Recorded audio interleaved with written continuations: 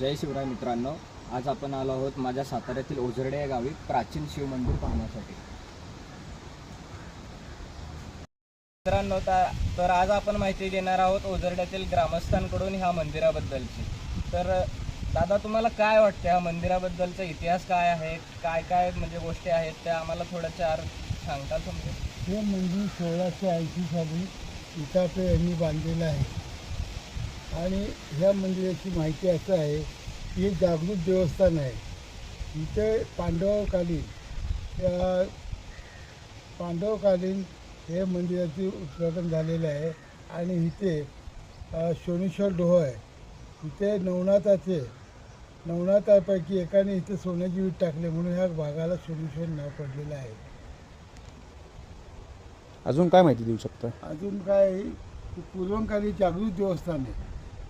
ह्या देवस्थानाची माहिती म्हणजे असं आहे की इथे पहिलं काय नव्हतं, पण हे सेवेकरी मंडळाने हे सर्व हे म्हणजे डेव्हलप केलेलं आहे। आणि समाधीबद्दल काय माहिती देऊ शकता तुम्ही? समाधी ही सात ऋषीची समाधी आहे। 7 ऋषींची? हां, आता ह्या ऋषींची नावं मला माहीत नाहीत, सांगितलं होतं पण माझ्या लक्षात नाही नावं। हे 7 ऋषीच्या इथे बसतात, अवतीभोवती पाऊस पडतो पण इथे पाऊस पडत नाही, शेवटी पाऊस इथं त्यांच्या समाधीवर? हां, समाधी म्हणजे ह्या भागामध्ये त्या देवळाच्या आजूबाजूच्या परिसरात सगळीकडे पाऊस पडतो आणि त्यावेळी शेतकरी जेवायला बसलेले असतात, त्यामुळे पाऊस पडत नाही आणि शेवट इथं पाऊस पडतो। त्यांचं जेवण संपल्यानंतर? हां, जेवण संपल्यानंतर। अजून काय या मंदिरासाठी वेगळे काय वैशिष्ट्य आहेत का मंदिराची? वेगळी तसं काही नाही, ते दगडी काम, सर्व दगडी काम आहे, सर्व दगडी काम? सगळी दगडी काम आहे।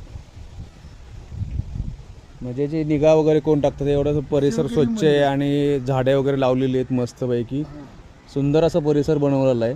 तर याच्यासाठी साफसफाईसाठी कोण माणसं आहेत का इकडे? सेवेकरी मंडळ आहे ते, सेवेकरी मंडळ सेपरेट आहे, हां, ते सगळीकडे सेवा करतात? हां, ते सेवा करतात आणि प्रत्येक सोमवारी इथे अभिषेक असतो। सोमवारचा महाप्रसाद वगैरे इकडे असतो? तर पूजेचं साहित्य फक्त तुम्ही आणायचं आणि अभिषेक करणारे पैसे काय घेत नाही, हो, फ्री म्हणजे सेवा।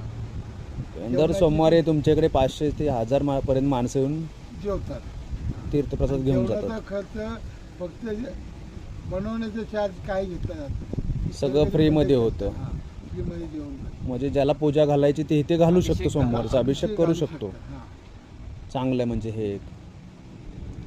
दादा जेवण सगळं फ्री असतं, असं काही नसतं। आणि सावळी सोमवारला श्रावणामध्ये खूप मानत असेल इकडे, खूप पब्लिक येत असेल? पब्लिक यात्राच असते इकडे यात्रा